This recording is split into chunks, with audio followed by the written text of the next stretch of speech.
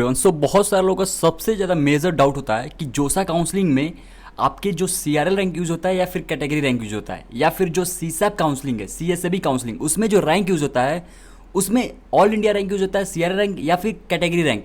और बाकी के जो काउंसलिंग है जैसे मान लेते हैं जैक दिल्ली हो गया, जीजीएसआईपी हो गया, या फिर आपके यूपी टेक हो गया, या फिर जैक चंडीगढ़ हो गया, एमएसटीसीटी, एचएसटीएस, एमपीडीटी, मतलब कोई भी काउंसलिंग जो स्टेट के हैं उसमें कौन सा रैंक यूज होता है, सबसे ज़्यादा ब्लंडर यहीं पे लोग करते हैं। और उसी को कंसिडर करके अपना लोग चॉइस फिलिंग करते हैं, गलत चीज़ को कंसिडर करके चॉइस फिलिंग करते हैं, और उनको एट द एंड चॉइसेस में कोई अलॉटमेंट नहीं होता है, फिर कोई भी सीट नहीं मिलता है। तो ये गलती आपको नहीं करना होगा। वीडियो क्लास तक जरूर देखिएगा, आज आपको हर एक चीज एक्सप्लेन कर दूंगा। जो आपका इसमें रैंक मेंशन है ना, ये आपका जो जोसा काउंसिलिंग का राउंड 6 का रैंक मेंशन है, जैसे मान लेते हैं यहाँ पे ओबीसी एनसीएल है, ठीक है, इसमें जो रैंक मेंशन है 5414, ये कैटेगरी रैंक है या फिर कैटेगरी रैंक नहीं है। जैसे यहाँ पे आपके मैं आपको शो करता हूँ, यहाँ पे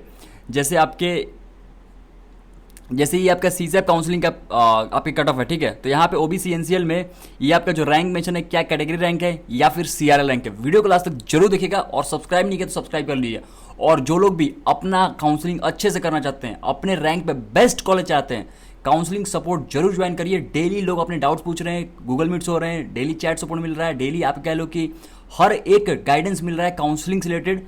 डिस्क्रिप्शन में मैंने लिंक शेयर कर दिया काउंसलिंग सपोर्ट का, जल्दी जाकर ज्वाइन कर लीजिए। फेज 2 इसी वीक में क्लोज हो जाएगा, और मोस्टली मुझे लग रहा है कि शायद इस मंथ के एंड में, मतलब 2 दिन में आपका क्लोज हो जाएगा। ओके, उसके बाद इसका प्राइस 110% इंक्रीज हो जाएगा, बिकॉज बहुत सारे लोगों का रिक्वेस्ट था कि भैया टेक्निकल इशू की वजह से हमने ज्वाइन नहीं कर पाए, ओके, प्रोसेसिंग बार बार हो रहा था तो उस पर ज्वाइन नहीं कर पाए। तो जो लोग भी नहीं ज्वाइन किए जाकर ज्वाइन कर लीजिए, अदरवाइज फिर बाद में इसका प्राइस इंक्रीज हो जाएगा तो फिर आपको दिक्कत आएगा। ओके, डिस्क्रिप्शन में मैंने लिंक शेयर कर दिया, और आपके 24 आवर के अंदर आपको कॉल वगैरह आ जाएगा, ठीक है। तो देखो, पहले मैं आपको बताता हूँ जोसा काउंसलिंग। पूरे इंडिया में अगर केवल कैटेगरी रैंक कहीं यूज होता है तो वो है आपका जोसा काउंसलिंग, ठीक है। जैसे मैं आपको एग्जांपल दिखाता हूँ, जैसे मान लेते हैं एसटी है, ठीक है। अब इसमें जो रैंक मेंशन है ना 846, ये कैटेगरी रैंक है, ठीक है। या फिर मान लेते हैं यहाँ पे आपके जैसे लेट से ओबीसी एनसीएल आपका है आईआईटी भुवनेश्वर का, ठीक है। तो यहाँ पे जो 2092 है ना, ये आपका कैटेगरी रैंक है, सीआरएल रैंक नहीं है, कैटेगरी रैंक है, ठीक है। और जैसे आप एनआईटी के देख लेते हैं, ठीक है, जैसे मान लेते हैं एनआईटी का कुछ देख लेते हैं, जैसे एनआईटी कुरुक्षेत्र का जैसे मान लेते हैं ये आपका एआई ब्रांच, ठीक है, इसमें 3389 रैंक है, तो ये कैटेगरी रैंक है आपका, समझ में आया। अब बात करते हैं आपका इसमें सीसैप काउंसलिंग में। अब सीसैप काउंसलिंग में देखो यहाँ पे सीट टाइप मेंशन किया गया है, ओपन है, ईडब्ल्यूएस है, ओबीसी है, ठीक है।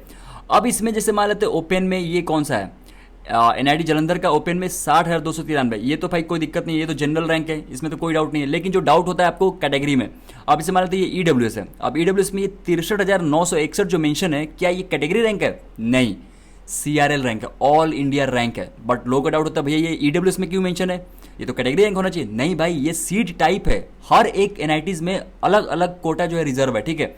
किसी में ओपन में है, किसी में आपका लाइक कह सकते हो कि ओबीसी है, कोई एससी में है, कोई एसटी में है, कोई ईडब्ल्यूएस में, ओके। तो उस कैटेगरी में, उस कैटेगरी पर्टिकुलर कोटा में जो लोग एडमिशन ले रहे हैं, लेकिन जो एडमिशन ले रहे हैं उस एडमिशन के लिए जो रैंक यूज हो रहा है ना, वो CRL all India rank use हो रहा है। जैसे एग्जांपल मैं बताता हूँ, जैसे आपको मैं एक चीज़ दिखाता हूँ, जैसे मान लेते हैं कि कौन सा ब्रांच है, बायोटेक है, ठीक है। आपको समझ में आ जाएगा बायोटेक का होम स्टेट में क्लोजिंग कितना गया है, 2,20,552 रैंक, ठीक है। अब वही आपको मैं दिखाता हूँ बायोटेक का होम स्टेट में ओपन कैटेगरी में कितना गया है, 1,03,671। तो भाई यहाँ पे देखो अंतर दिख रहा है ना कि ओबीसी वालों को कट ऑफ काफी नीचे गया है, मतलब यहाँ पे कैटेगरी का बेनिफिट मिल रहा है।